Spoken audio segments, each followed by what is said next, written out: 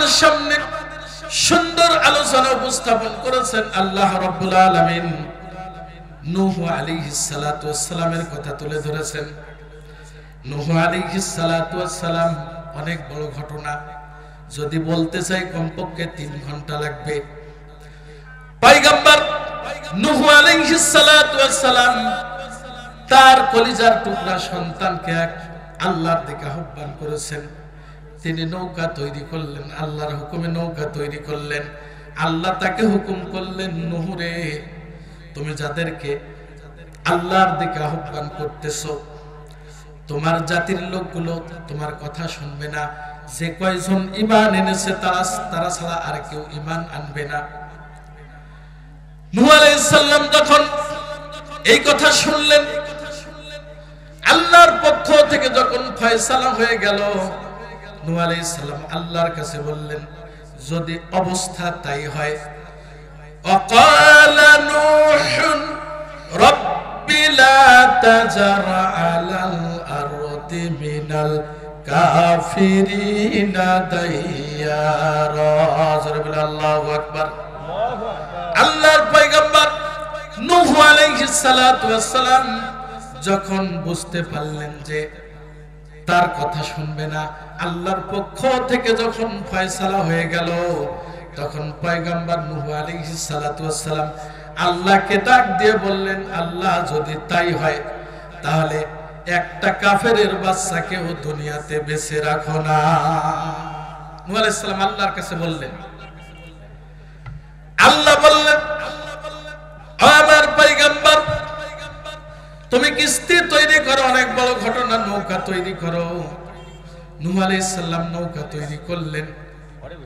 নৌকাতে তিনি ঈমানদারদেরকে তুলে নিলেন। নূহ আলাইহিস সালাতু ওয়াস সালামের নৌকার মধ্যে যারা উঠেছিল সবাই ছিল ঈমানদার। জোরে বলেন, তারা কি ছিল? সবাই ছিল ঈমানদার, তারা ঈমান এনেছিল। একটা বেঈমান, একটা কাফের নৌকার মধ্যে উঠতে পারে নাই। কিছুদিন আগেই আমাদের দেশের প্রধানমন্ত্রী যিনি ছিলেন, শেখ হাসিনা, তিনি বলছিলেন আমার নৌকা হলো নূহুর নৌকা। জোরে বলে নাউজুবিল্লাহ। নূহ আলাইহিস সালামের নৌকাতে শুধুমাত্র কেবলমাত্র স্থান পেয়েছিল ঈমানদারেরা। আর শেখ হাসিনা আওয়ামী লীগের নৌকায় স্থান পেয়েছিল সকল ধর্মের লোক, সকল ধরনের লোক। কথা বলেন ঠিক কিনা? ওই নৌকাতে সবাই স্থান পায় নাই। মুসলমান, হিন্দু, বৌদ্ধ, খ্রিস্টান, যত জাতি আছে ওই নৌকার মধ্যে সবাই স্থান পেয়েছিল। কিন্তু পয়গম্বর নূহ আলাইহিস সালাতু ওয়াস সালামের নৌকায় স্থান পেয়েছিল শুধুমাত্র কেবলমাত্র ঈমানদারেরা। কথা বলেন ঠিক কিনা? পয়গম্বর নূহ আলাইহিস সালাম তিনি চিন্তা ভাবনা করলেন, নৌকা তৈরি করলেন। নির্দিষ্ট দিনে তুফান শুরু হয়ে গেল, পানি উপরে ওঠা শুরু হয়ে গেল। পানি যখন ভাসতে লাগলো, আল্লাহর পয়গম্বর নূহ আলাইহিস সালামের নৌকাও ভাসতে লাগলো। নৌকা ভাসতে ভাসতে এক পর্যায়ে আল্লাহর পয়গম্বর নূহ আলাইহিস সালামের নৌকা যখন ভাসতে লাগলো, তিনি তার কলিজার আদরের কলিজার টুকরা সন্তানকে ডাক দিলেন। কলিজার টুকরা সন্তানকে ডাক দিলেন। তিনি বলতে লাগলেন, ওয়াহিয়া তাজরি বিহিম ফি মাউজিন কাল জিবালি ওয়া নাদা নূহু ইবনাহু ওয়া কানা ফি মাআজিলিন ইয়া বুনাইয়া রকাব মা'ানা ওয়া লা তাকুম মা'আল কাফিরিন। পয়গম্বর নূহ আলাইহিস সালামের নৌকা যখন পানির উপরে ভাসতে লাগলো, তিনি তার আদরের কলিজার টুকরা সন্তানকে ডাক দিলেন। কলিজার টুকরা সন্তানকে ডাক দিয়ে বলতেছিল, আমার কলিজার টুকরা সন্তান, তুমি আমার নৌকাতে ওঠো। কাফেরদের দলভুক্ত থাকো না, কাফেরদের দলের মধ্যে থাকো না, তুমি ক্ষতিগ্রস্ত হয়ে যাবে, ধ্বংস হয়ে যাবে। পয়গম্বর নূহ আলাইহিস সালাতু ওয়াস সালাম তার সন্তানকে ডাক দিয়েছেন।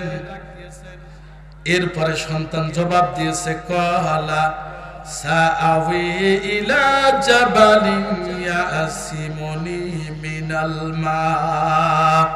নূহ আলাইহিস সালামের নৌকা যখন ভাসতেছিল, পানির উপরে বিশাল পাহাড় পর্বত সম তরঙ্গমালার মধ্যে যখন আল্লাহর পয়গম্বর নূহর নৌকা ভাসতেছিল, তখন তিনি কলিজার টুকরা সন্তানকে আল্লাহর দিকে আহ্বান করলেন, বললেন, ও আমার কলিজার টুকরা সন্তান, তুমি কাফেরদের দলে থাকো না। বলেন তো, আমাদেরও আমাদের সন্তানদেরকে আল্লাহর দিকে আহ্বান করার দায়িত্ব আছে না নাই? স্ত্রীকে আল্লাহর দিকে ডাকার আহ্বান করার দায়িত্ব আছে না নাই? স্ত্রীকে আল্লাহর দিকে ডাকার দায়িত্ব আছে, কলিজার টুকরা সন্তানকে আল্লাহর দিকে আহ্বান করার দায়িত্ব আছে। আল্লাহ পয়গম্বরদের জীবনে দিয়ে আমাদেরকে শিক্ষা দিতেছেন, ও দুনিয়ার মানুষেরা তোমরা শিক্ষা নাও। পয়গম্বরেরা তাদের কলিজার টুকরা সন্তানকে আল্লাহর দিকে আহ্বান করেছেন, তাদের স্ত্রীদেরকে আল্লাহর দিকে আহ্বান করেছেন। যখন স্ত্রী অবাধ্য হয়েছে, স্ত্রী কথা শোনে নাই, স্ত্রীদেরকে আল্লাহর দিকে ডেকেছেন, কলিজার টুকরা সন্তানকে আল্লাহর দিকে ডেকেছেন। কথা বলেন ঠিক কিনা? তখন হযরত নূহ আলাইহিস সালাতু ওয়াস সালামের সন্তান কথা শোনে নাই। নূহ আলাইহিস সালামের সন্তান বলেছেন, ক্বালা লা আসিম। নূহ আলাইহিস সালামের সন্তান বলেছে, ক্বালা সাআওই ইলা জাবালি ইয়াসিমুনি মিনাল মা। অল্প সময়ের মধ্যেই আমি অচিরেই একটা পাহাড়ের উপরে আশ্রয় নেব, আমি পানি থেকে বেঁচে যাব। আল্লাহর পয়গম্বর নূহ আলাইহিস সালাতু ওয়াস সালাম তখন বলেছেন, ক্বালা লা আসিমাল ইয়াউমা মিন আমরিল্লাহ ইল্লা মান রাহিমা। আজকে আল্লাহর দয়া ছাড়া কেউ, আল্লাহর রহমত ছাড়া কেউ বাঁচতে পারবে? আল্লাহর দয়া ছাড়া কেউ বাঁচতে পারবে? সেই আল্লাহ অতীতে ছিলেন, এখনো আছেন না নানি? জোরে বলেন, এখন আছে না নাই? যে আল্লাহ অতীতে ছিলেন, ভবিষ্যতেও থাকবেন কিনা? আল্লাহ অতীতে জাতির লোকেরা যখন আল্লাহর সাথে নাফরমানি করেছে, বেঈমানি করেছে, আল্লাহর সাথে নাফরমানি করেছে, আল্লাহর হুকুম মতো চলে নাই, আল্লাহ তাদেরকে শাস্তি দিয়েছেন। সেই আল্লাহ এখন আছে না নাই? সেই আল্লাহ এখনো আছেন, ভবিষ্যতেও থাকবেন। আল্লাহ রাব্বুল আলামিন হচ্ছেন হাইয়ুল কাইয়ুম। আরেকবার বলি সুবহানাল্লাহ। আল্লাহ হাইয়ুল কাইয়ুম, আল্লাহ চিরস্থায়ী, চিরঞ্জীব। আরেকবার বলি সুবহানাল্লাহ। সম্মানিত উপস্থিতি, পয়গম্বর নূহ আলাইহিস সালাম সন্তানকে ডাক দিয়েছেন, সন্তান কথা শুনে নাই, এর জন্য নূহ আলাইহিস সালাম বেঁচে যাবেন। সন্তানকে, পরিবার পরিজনদেরকে আল্লাহর দিকে আহ্বান করা আপনার আমার দায়িত্ব। হেদায়েত দেওয়ার মালিক কে? জোরে বলেন, হেদায়েতের মালিক কে? যদি সন্তানদেরকে দ্বীনের পথে না ডাকেন, আপনি আমি যদি না ডাকি, এখন আপনার আমার কথা বলি, আমাদের কথা বলি, স্ত্রী নামাজ পড়ে না, সন্তান নামাজ পড়ে না, সন্তান আল্লাহর কথা মানে না, আল্লাহর দিকে আসে না, স্ত্রী আল্লাহর দিকে আসে না, স্ত্রী সন্তানকে, আপনাকে আমাকে আল্লাহর দিকে ডাকতে হবে, নামাজের দিকে ডাকতে হবে, আহ্বান করতে হবে। কথা বলেন ঠিক কিনা? যদি আহ্বান না করি, সন্তানদেরকে ডাকলাম না, সন্তানকে ডাকি না, স্ত্রীকে বলি না, এই সন্তান স্ত্রী কিয়ামতের দিনে আপনার আমার বিরুদ্ধে মামলা দায়ের করবে। এই জন্য সন্তানদেরকে আল্লাহর দিকে আহ্বান করতে হবে। যদি সন্তানদেরকে, স্ত্রীকে যদি দিন মানানোই ফরজ হতো, দিন মানাতেই হতো, কোন নবী আল্লাহর জান্নাতে যেতে পারত না। অনেক নবীর স্ত্রী অবাধ্য ছিল, অনেক নবীর সন্তান অবাধ্য ছিল, কিন্তু নবীরা তাদের সন্তানদেরকে, তাদের স্ত্রীদেরকে আল্লাহর দিকে ডাকা থেকে কখনো বিরত হন নাই। আরেকবার বলি সুবহানাল্লাহ। সম্মানিত উপস্থিতি,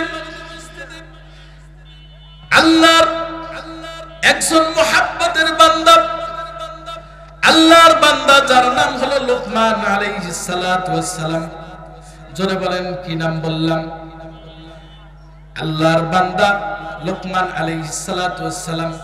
এই ব্যাপারে লোকমান আলাইহিস সালাতু ওয়াস সালামের ব্যাপারে দুই রকমের তাফসীর আছে। কেউ বলেছেন তিনি নবী ছিলেন, আর কেউ বলেছেন তিনি একজন জ্ঞানী ব্যক্তি ছিলেন।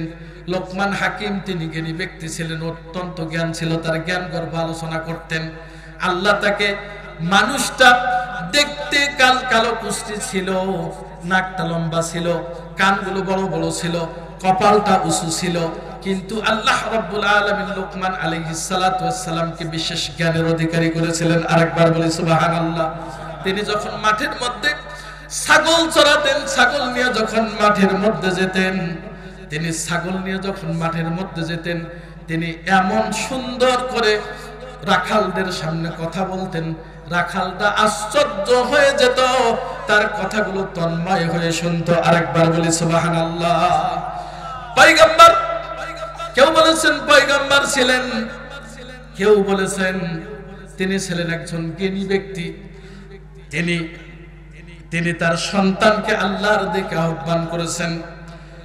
আল্লাহর বান্দা লোকমান আলাইহিস সালাতু ওয়াস সালাম তার সন্তানকে এইভাবে আল্লাহর দিকে ডেকেছেন, ইয়া বুনাইয়া ইন্নাহা ইনতাকা মিসকালা হাববাতিন মিন খারদালিন ফাতাকুন ফি সাখরাতিন আও ফিস সামাওয়াতি আও ফিল আরদি ইয়াতি বিহাল্লাহ ইন্নাল্লাহা লাতীফুন খাবীর। আর জোরে বলে আল্লাহু আকবার।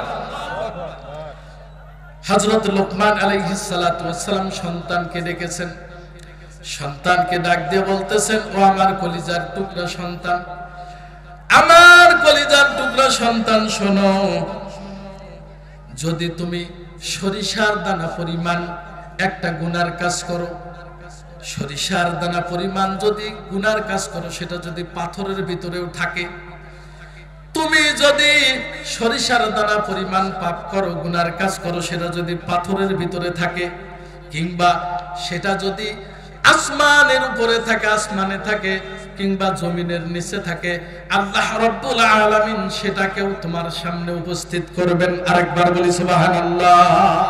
আল্লাহ পারেন না ভাই? জোরে বলেন, পারেন না? আল্লাহ কোরআনুল কারীমের মধ্যে সূরা লোকমানের এই কথাটাকে তুলে ধরেছেন।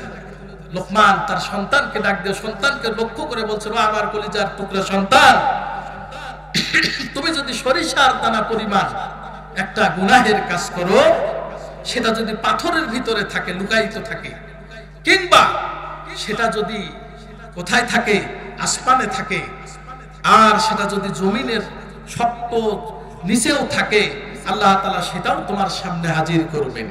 গুনার কাজ আপনি আমি করি, গুনাহের কাজ করতেছি। আমার যুবকগুলোকে বলবো, আজকে যুবকরা এই মাহফিলের আয়োজন করেছে, যুবকদের পরিবর্তন দরকার।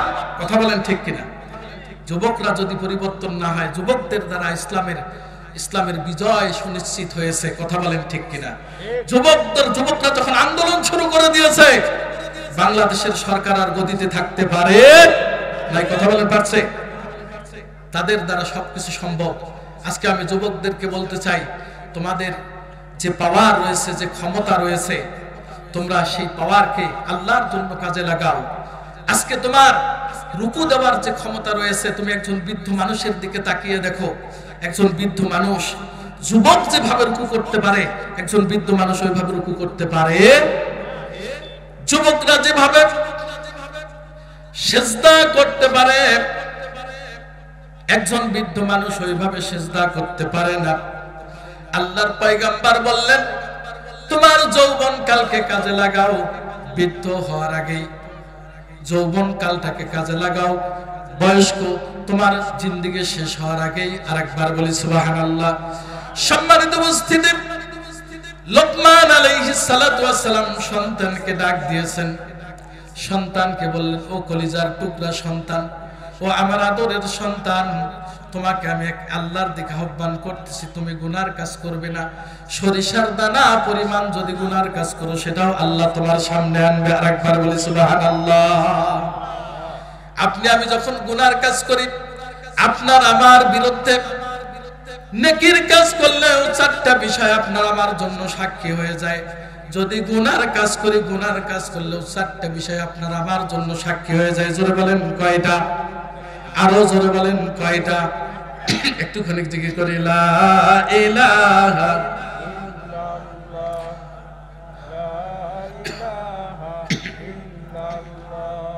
লা ইলাহা লা ইলাহা লা ইলাহা ইল্লাল্লাহ মুহাম্মাদুর রাসূলুল্লাহ। সকলে পড়ি সাল্লাল্লাহু আলাইহি ওয়াসাল্লাম। পয়গম্বর লোকমান বললেন, ও আমার কলিজার টুকরা সন্তান, তুমি সরিষার দানা পরিমাণও যদি নেকের কাজ করো, গুনার কাজ করো, আল্লাহ সেটাকে তোমার সামনে হাজির করবেন। আরেকবার বলি সুবহানাল্লাহ। এরপর লোকমান আলাইহিস সালাতু ওয়াস সালাম তার কলিজার টুকরা সন্তানকে ডাক দিয়ে বলতেছেন, ইয়া বুনাইয়া আকিমিস সালাহ, ও আমার কলিজার টুকরার সন্তান, তুমি নামাজ পড়বে, নামাজ আদায় করবে। আমরা আমাদের সন্তানদেরকে নামাজের দিকে আহ্বান করব। যদি আমার সন্তান আমার কথা না শোনে, আমি আল্লাহর কাছে দায়ী হব না। আমি আমার সন্তানকে খুব আদবের সাথে, আমি খুব ভালোবেসে মহাব্বত করে আমার সন্তানকে আল্লাহর দিকে আহ্বান করবো। আমার কলিজার টুকরা সন্তান, তুমি নামাজ পড়ো। 10 বছর বয়স হলে সন্তান যদি নামাজ না পড়ে, আল্লাহ রসুল পেটানোর কথাও বলেছেন। আল্লাহ হাবিব বলছে, তোমার সন্তান 10 বছর বয়স হলো নামাজ পড়ে না, পিটাও। আমরা আমাদের সন্তান, কলিজার টুকরা সন্তানকে, আমরা আমাদের সন্তানদেরকে খুব ভালোবাসি, মহাব্বত করি। আমাদের দুনিয়ার বাড়িতে আগুন লাগলে আমরা মাল সামানা যতটুকু সম্ভব সারানোর চেষ্টা করি। সন্তান ঘুমের মধ্যে আছে, ঘরের মধ্যে আগুন লেগেছে, এমন কেউ আছে কি, এমন কোন আহাম্মক আছে কি যে তার সন্তানকে ঘরের মধ্যে রাখবে? কথা বলেন, রাখবে? রাখবে না। সন্তানকে ঘর থেকে বের করে নিয়ে আসবে, যেভাবেই হোক ঘর থেকে বের করার চেষ্টা করবে। দুনিয়ার ঘরে আগুন লাগলে আমি আমার সন্তানকে ঘর থেকে বের করে আনবো। আর আখিরাতের জিন্দেগি, আপনার আমার চিরস্থায়ী জিন্দেগি, যে জিন্দেগির শুরু আছে শেষ নাই। কথা বলেন ঠিক কিনা? দুনিয়ার জিন্দেগির শুরু আছে, শেষও আছে, কিন্তু আখিরাতের জিন্দেগি, যেদিন আপনি আমি মৃত্যুবরণ করব, কবরে চলে যাব, কবরে যাওয়ার পর থেকে নিয়ে আপনার আমার যে জিন্দেগি শুরু হবে, এই জিন্দেগির শুরু আছে, শেষ আছে। যারা বলেন শেষ আছে? শেষ নাই। এই জিন্দেগির কামাই করতে হবে, এই জিন্দেগিকে সুন্দরভাবে গড়ানোর জন্য চেষ্টা করতে হবে। আমি আমার যুবকদেরকে বলতে চাই, যতদূর পর্যন্ত মাইকের সাউন্ড যায়, যাদের কানে আমার আওয়াজ, মাইকের আওয়াজ পৌঁছিতেছে, আমি আমার যুবক বাবাজিদেরকে বলতে চাই, যুবতীর বোনদেরকে বলতে চাই, নামাজের সময় যখন হয়ে যায়, পর্দা করার সময় হয়ে গেছে, মা বোনদেরকে বলতে চাই, আমার বোনগুলোকে বলতে চাই, পর্দার হুকুম আল্লাহ দিয়েছেন। জোরে বলেন, পর্দার হুকুম কে দিয়েছেন? আল্লাহ পর্দার হুকুম দিয়েছেন। আপনাদেরকে পর্দা করা লাগবে, পর্দা করা আপনাদের জন্য আল্লাহ ফরজ করে দিয়েছেন। সম্মানিত উপস্থিতি, সন্তানদেরকে নামাজের দিকে, আল্লাহর দিকে আহ্বান করতে হবে। হযরত লোকমান আলাইহিস সালাতু ওয়াস সালাম তার কলিজার টুকরা সন্তানকে ডাক দিয়ে বলতেছেন, ও আমার কলিজার টুকরা সন্তান, ইয়া বুনাইয়া আকিমিস সালাতা ওয়া আমুর বিল মা'রুফ ওয়া নাহা আনিল মুনকার। তুমি নামাজ প্রতিষ্ঠা করবে, সৎ কাজের আদেশ দিবে, অসৎ কাজ থেকে নিষেধ করবে। সম্মানিত উপস্থিতি, হযরত লোকমান আলাইহিস সালাতু ওয়াস সালাম তার সন্তানকে উপদেশ দিচ্ছেন। আবার অনেক বাবাও নামাজ আদায় করেন, অনেক বাবাও সন্তান নামাজ পড়ে, সন্তান রোজা করে, সন্তান সব কিছু করে, আল্লাহর হুকুম পালন করে। দেখা গেছে অনেক পিতা নামাজ আদায় করে না। কথা বলেন ঠিক কিনা? অনেক বাবা আছে না? নাই? জোরে বলেন নাই? বাবারা নামাজ পড়ে না, আল্লাহর বিধান মানে না। সন্তানদেরকে আবার তাদের পিতাকে বিনয়ের সাথে বোঝাতে হবে, আল্লাহর দিকে আহ্বান করতে হবে। হযরতে ইব্রাহিম আলাইহিস সালাতু ওয়াস সালাম পয়গম্বরদের জীবনী থেকে আমরা শিক্ষা গ্রহণ করব। হযরত ইব্রাহিম আলাইহিস সালাতু ওয়াস সালাম তার বাবা আজরকে ডাক দিয়ে বলতেছেন অকালা ইব্রাহিম লিআবিহি আযার আতাত্তাখিযু আসনামান আলিহাতান ইন্নী আরাকা ওয়া কওমাকা ফি দালালিম মুবিন। পয়গম্বর হযরত ইব্রাহিম আলাইহিস সালাতু ওয়াস সালাম আপন পিতাকে ডাক দিয়ে বলতেছেন, নিজের বাবাকে লক্ষ্য করে বলতেছেন, ও আমার আব্বা, আমি দেখতে পাচ্ছি আপনি গুমরাহির মধ্যে নিমজ্জিত আছেন, আপনার জাতির লোকেরাও গুমরাহির মধ্যে আছেন, আপনারা মূর্তি পূজা করেন, এই মূর্তি পূজা পরিত্যাগ করেন, এক আল্লাহর বিধান মেনে নেন। আরেকবার বলি সুবহানাল্লাহ। সন্তান বাবাকে আল্লাহর দিকে আহ্বান করবে, শুধু সন্তানকে বাবা ডাক দিবে এমনটা নয়, সন্তানের উচিত বাবাকে, বাবা যখন নামাজ পড়ে না, বিনয়ের সাথে বাবাকে আল্লাহর দিকে ডাকা। কথা বলেন ঠিক কিনা? বিনয়ের সাথে সন্তানের উচিত বাবাকে আল্লাহর দিকে আহ্বান করা। চোখ রাঙিয়ে বাবাকে আল্লাহর দিকে আহ্বান করবে না, কারণ পিতামাতার সাথে সৎ আচরণ করার কথা, ভালো আচরণ করার কথা আল্লাহ রাব্বুল ইজ্জাত ওয়াল জালাল শিক্ষা দিয়েছেন। আরেকবার বলি সুবহানাল্লাহ। আল্লাহ ডাক দিয়ে বলতেছেন ওয়াকাদা রাব্বুকা আল্লা তা'বুদু ইল্লা ইয়্যা ওয়া বিল ওয়ালিদাইনি ইহসানা। জোরে বলি আল্লাহু আকবার। আল্লাহর আদেশ হলো, আল্লাহ হুকুম করতেছেন, তিনি ছাড়া তার কারো দাসত্ব গোলামি করা যাবে না, দাসত্ব করা যাবে না, ইবাদত করা যাবে না। ইবাদত হবে কার? জোরে বলেন, ইবাদত হবে কার? শুধুমাত্র আল্লাহর ইবাদত করতে হবে, আর কারো ইবাদত করা যাবে না। 2 নম্বর, আল্লাহর ইবাদতের পরে, আল্লাহর হুকুম পালন করার পরে বান্দাকে আল্লাহ আদেশ করতেছেন ওয়া বিল ওয়ালিদাইনি ইহসানা, তুমি পিতামাতার সাথে ভালো আচরণ করো। আরেকবার বলি সুবহানাল্লাহ। বাবা নামাজ পড়ে না, মা নামাজ পড়ে না, বাবা ইসলামের হুকুম মানে না, মা ইসলামের হুকুম মানে না, বাবা মাকে ইসলামের দিকে রাখতে হবে আদবের সাথে, খুব মুহাব্বতের সাথে। আরেকবার বলি সুবহানাল্লাহ। ইম্মা ইয়াবলুগান্না ইনদাকাল কিবারা আহাদুহুমা আও কিলাহুমা ফালা তাকুল লাহুমা উফফিন ওয়ালা তানহারহুমা ওয়া কুল লাহুমা কাওলান কারীমা। আল্লাহ ডাক দিয়ে বলতেছেন, বান্দারে তুমি তোমার পিতামাতার সাথে ভালো আচরণ করো, ভালোভাবে কথা বলো। উফিল্লাহুমা, উহ শব্দ করে এমন কথাও পিতামাতার সাথে করো না। আরেকবার বলি সুবহানাল্লাহ। উহ করে এমন কথাও বলা যাবে না, তাদেরকে আদবের সাথে ডাক দিতে হবে।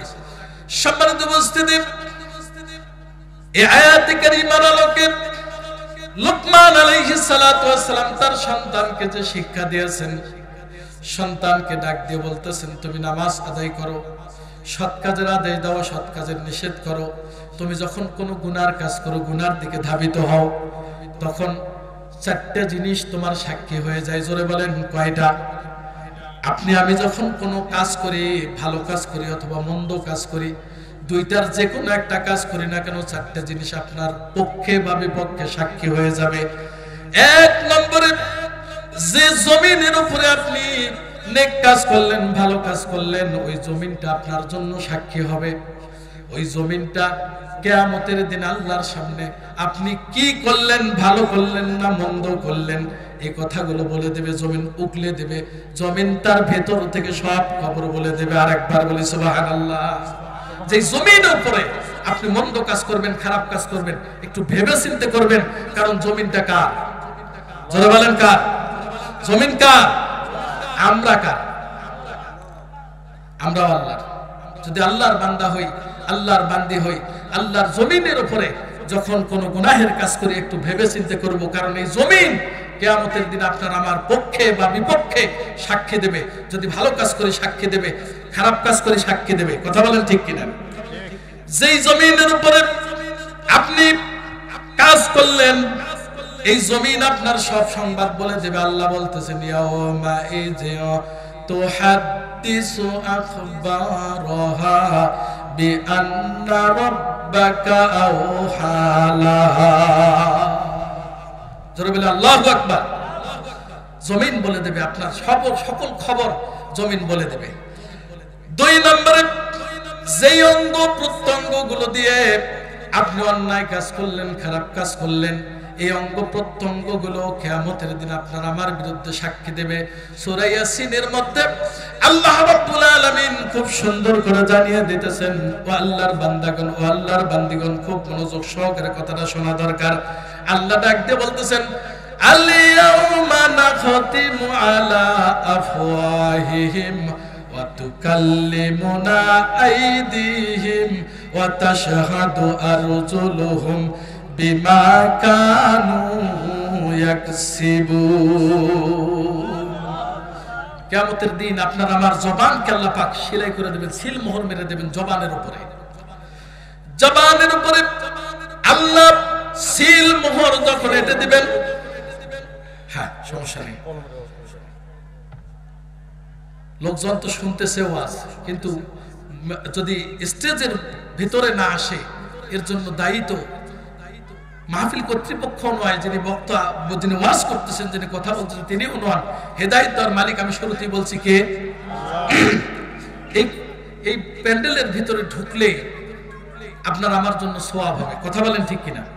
এখানে আমরা বেহুদা কথা বলতে পারবো না। এখানে সুবহানাল্লাহ, আলহামদুলিল্লাহ, আল্লাহু আকবার, লা ইলাহা ইল্লাল্লাহ, এই কথাগুলোই হবে। কথা বলেন ঠিক কিনা? এর বাইরে থাকলে, যারা এর বাইরে থাকে তারা বেহুদা কথাবার্তা বলে, গুনাহের সাথে তারা লিপ্ত হয়ে থাকে। আমি তো সেই কথাগুলোই বলতেছি। যেই জমিনের উপরে আপনি গুনাহের কাজ করতেছেন, ওই জমিন আপনার বিপক্ষে কিয়ামতের দিন সাক্ষী দেবে। আল্লাহর কোরআন তার কথা বলে দিয়েছে। আল্লাহর কোরআন বলতেছে, ইয়াউমা ইযিন তুহাদ্দিসু আখবারাহা, সেই দিন জমিন তার সকল খবর বলে দেবে। 2 নম্বরে, যেই অঙ্গ প্রত্যঙ্গ গুলো দিয়ে আপনি খারাপ কাজ করতেছেন, খারাপের দিকে যাচ্ছেন, সেই অঙ্গ প্রত্যঙ্গ গুলো আপনার আমার বিরুদ্ধে কিয়ামতের দিন আল্লাহর দরবারে সাক্ষী দেবে। আল্লাহ সে কথাও কোরআনুল কারীমের ভিতরে বলেন। আল্লাহ ডাক দিয়ে বলতেছেন, আল-ইয়াউমা নাখতিমু আলা আফওয়াহিহিম ওয়া তুকাল্লিমুনা আইদিহিম ওয়া তাশহাদু আরজুলুহুম বিমা কানু ইয়াকসিবুন। সেই দিন জবানকে আল্লাহ পাক সিলমোহর মেরে দেবেন, জবান কোনো কথা বলতে পারবে না। আপনি যেই জমিনের উপরে যেই জায়গায় অপকর্ম করেছেন বা ভালো কাজ করেছেন, আপনার পা সাক্ষী দেবে, আপনার হাত সাক্ষী দেবে, আপনার কান সাক্ষী দেবে, আপনার চক্ষু আপনার পক্ষে বা বিপক্ষে সাক্ষী দেবে। কথা বলেন ঠিক কিনা? আসলে ব্যাপারটা হলো কি, অনেক মানুষ আছে, অনেক মানুষ ওয়াজ শুনতে আসে, শুধু আওয়াজ শুনতে আসে। অনেকে ওয়াজ শুনতে আসে না, আওয়াজ শোনার জন্য আসে। কেউ আসে রং সং দেখার জন্য। কথা বলেন ঠিক কিনা? রং ঢং করবে, হাসাবে। মানে এমন কিছু বক্তা আছে যারা হাসাতে পটু, মানে এমন হাসাবে আপনাকে, আপনি হাসতে হাসতে উল্টে পড়বে। এরকম বক্তা আমাদের সমাজে আছে। তারা তাফসীর করে ঠিকই, কিন্তু সঠিক তাফসীর মানুষের সামনে তুলে ধরেন। এমন কিছু বক্তা আমাদের সমাজে আছে, সবাই নয় কিন্তু, সকলকে এক পাল্লায় মাপবেন না। আপনারা আমার কথা শুনে মনে করবেন যে সবাই, আমি ওই যেরকম লাফালাফি করি, তিরিং বিরিং করে ওয়াজ করতে পারি না, আমি তিরিং বিরিং করে ওয়াজ করি না। আপনাদের সামনে আমি ধারাবাহিকভাবে যতটুকু সময় বলবো কোরআন এবং রাসূলের হাদিস থেকে বলবো। আল্লাহ তৌফিক দান করুন, সকলে বলে আমিন। সম্মানিত উপস্থিতি, 3 নম্বরে, যেই জিনিসটা আপনার আমার পক্ষে বা বিপক্ষে সাক্ষী দেবে, সেই জিনিসটা হলো আল্লাহ রাব্বুল আলামিন আপনার আমার জন্য 2 জন সম্মানিত ফেরেশতা বরাদ্দ করেছেন। জোরে বলেন কয়জন? 2 জন ফেরেশতা আপনার আমার জন্য আমলনামা লেখার জন্য 2 জন ফেরেশতা নিযুক্ত করা হয়েছে। এই 2 জন ফেরেশতাকে কিরামান কাতিবিন নামে নাম দেওয়া হয়েছে। কেরামান শব্দের অর্থ সম্মানিত, কাতিবিন মানে লেখক। 2 জন সম্মানিত লেখক আমাদের সামনে রয়েছে। এই দুইজন লেখক আপনার আমার আমলনামা লিখতেছেন, তারা আল্লাহর দরবারে আপনার পক্ষে বা বিপক্ষে সাক্ষী দেবে। কথা বলেন ঠিক কিনা? কিরামান কাতিবিন, দুইজন ফেরেশতা, এই দুইজন ফেরেশতা আপনার আমার পক্ষে বা বিপক্ষে সাক্ষী দেবে। একজন গান গায়, কিরামান কাতিবিন, রোজ হাসরের দিন আল্লাহর দরবারে যখন করবে অভিযোগ, বলবো আমি দুনিয়ায় ছিলাম দয়াল চাঁদের লোক। চলে বলে নাউজুবিল্লাহ। দয়াল চাঁদের লোক হন আর কারো লোক হন, অবস্থা টাইট হয়ে যাবে ওই দিন যদি আপনি আল্লাহর হুকুম পালন না করেন। কথা বলেন ঠিক কিনা? আপনি আমি যদি আল্লাহর কথা অনুযায়ী, আল্লাহর হুকুম অনুযায়ী জীবন পরিচালনা না করি, যুবক হই আর যুবতী হই, যেই হই না কেন, আল্লাহর কাছে একদিন তো আপনাকে আমাকে হাজির হতেই হবে, ধরা দিতেই হবে। কথা বলেন ঠিক কিনা? ধরা দেওয়া লাগবে না? আল্লাহ আপনাকে আমাকে পরীক্ষার হলে ছেড়ে দিয়েছে। একজন ছাত্র যখন পরীক্ষার হলে থাকে 3 ঘন্টা সময় বরাদ্দ পায়। জোরে বলেন কয় ঘন্টা? একজন ছাত্রের জন্য 3 ঘন্টা সময় বরাদ্দ থাকে। এই 3 ঘন্টা সময়ের ভিতরে ছাত্রটা খাতার মধ্যে ভালো লিখতে পারে, মন্দও লিখতে পারে। খাতার মধ্যে যদি সে গান লেখে, গান লিখতে পারে, যদি কবিতা লেখে, কবিতা লিখতে পারে। যতক্ষণ পর্যন্ত লিখবে ততক্ষণ পর্যন্ত যিনি ইনভিজিলেটর থাকবেন, যিনি পরীক্ষক থাকবেন, তিনি দেখবেন এই ছেলেটা কি লিখতেছে, শুধু হাসবেন আর বলবেন যখন তোর রেজাল্ট আউট হবে তখন তুই বুঝতে পারবি।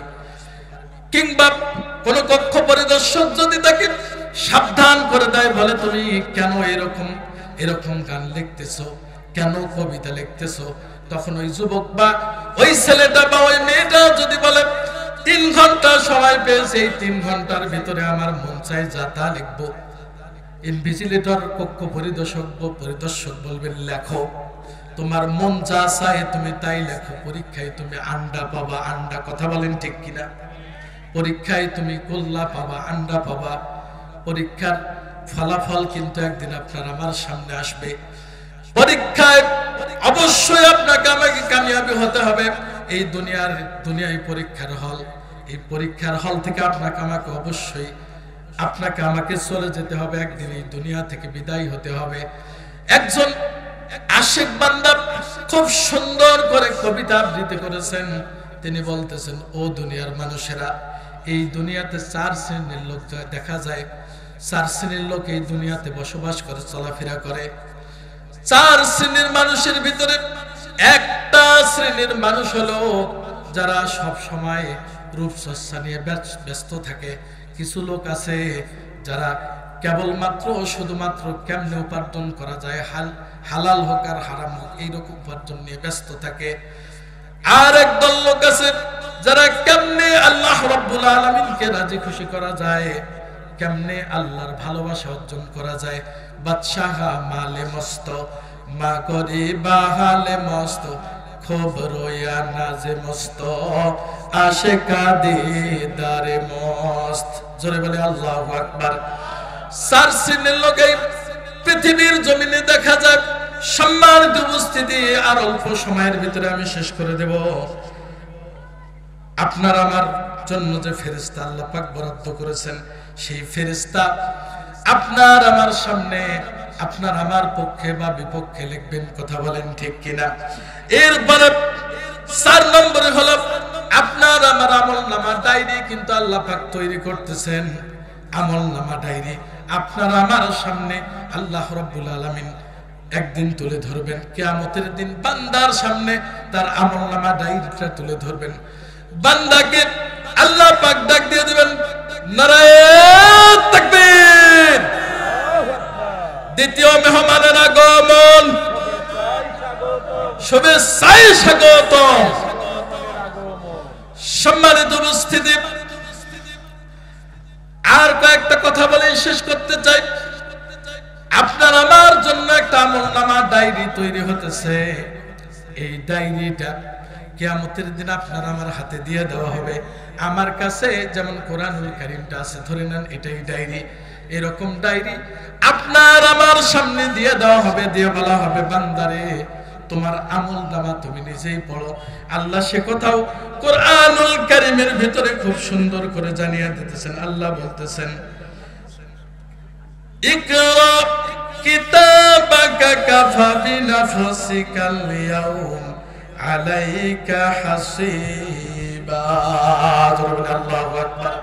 তুমি তোমার কিতাব, তোমার আমল নামা তুমি নিজে পড়ো। তুমি কি আমল করেছো এটা পড়ো। এই জন্য আমি আল্লাহর দিকে প্রত্যেক নবী, প্রত্যেক জাতির নবীরা তাদের জাতির লোকদেরকে আল্লাহর দিকে আহ্বান করেছেন, দাওয়াত দিয়েছেন। আমরা আমাদের পরিবার পরিজনদেরকে, স্ত্রী যদি নামাজ না পড়ে, স্ত্রী যদি দিন না মানে, স্ত্রীকে দাওয়াত দেব। দাওয়াত দেওয়াটা আপনার আমার কাজ। হেদায়েত দেওয়ার মালিক কে? জোরে বলেন, হেদায়েত দেওয়ার মালিক কে? আমরা দাওয়াত দিতে থাকবো, স্ত্রী সন্তানকে দাওয়াত দেব। দেখেন, নবীরা জান্নাতে যেতে পারতো না। নবীরা জান্নাতে যেতে পারতো না যদি স্ত্রী সন্তানকে জাহান্নামের থেকে বাঁচানো ফরজ, বাঁচানোর চেষ্টা করা ফরজ। বাঁচানো কিন্তু ফরজ নয়। বাঁচানো যদি ফরজ হতো তাহলে কোনো নবী জান্নাতে যেতে পারতেন না। এই জন্য বাঁচানোর চেষ্টা করা আপনার আমার দায়িত্ব, আপনার আমার ফরজ। আপনার স্ত্রী কথা শোনে না, স্ত্রীকে দিনের দিকে ডাকতে থাকেন। আপনার সন্তানকে দিনের দিকে ডাকতে থাকেন। ডাকা আপনার আমার দায়িত্ব, ডাকা ফরজ। ডাকেন, ডাকবো আমরা আমাদের সন্তানদেরকে, ডাকবো স্ত্রীকে, ডাকবো প্রতিবেশীদেরকে, আল্লাহর দিকে আহ্বান করব। সম্মানিত হাজিরিন, অনেক কথা ছিল। আল্লাহ তাআলা বলেন কোরআনুল কারীমের মধ্যে এসেছে, বান্দা যদি মাইয়াশফা শাফাআতান হাসানাতান ইয়াকুল লাহু নাসিবুম মিনহা ওয়া মাইয়াশফা শাফাআতান সাইয়্যাতান ইয়াকুল লাহু কিফলুম মিনহা।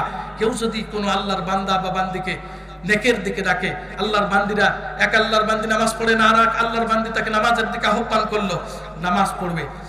কেউ নামাজ পড়ে না, নামাজের দিকে ডাকলো, পর্দা বিধান মানে না, এক আল্লাহর বান্দি আর এক আল্লাহর বান্দিকে বলতেছে, ও আল্লাহর বান্দি, ও আমার কলিজার টুকরা সন্তান, ও আমার মেয়ে, ও আমার ভাতিজি, তুমি পর্দার বিধান মেনে চলো। সে পর্দা করে আল্লাহর বিধান মেনে যে সওয়াবের অধিকারী হবে। ধরেন 10 জন মানুষকে আমি আল্লাহর দিকে আহ্বান করলাম, নামাজের দিকে ডাকলাম, আল্লাহর হুকুম মানার দিকে ডাকলাম, পর্দার বিধান মানার দিকে ডাকলাম, তারা ইবাদত করে যে সওয়াবের অধিকারী হবে, টোটাল সওয়াব। ধরেন আমি ভালো কাজের দিকে আহ্বান করলাম, ভালো কাজের দিকে ডাকার কারণে আমি যদি 10টা নেকি পাই, আমার ভালো কাজে ডাকাতে 10টা লোক যদি হেদায়েত পেয়ে যায়, ওই 10টা লোকের আমল নামায় যদি 10 100 নেকি জমা হয়, আমার আমল নামাতে আল্লাহ পাক তাদের নেকিগুলো তাদের কাছেই থাকবে, আমার আমল নামা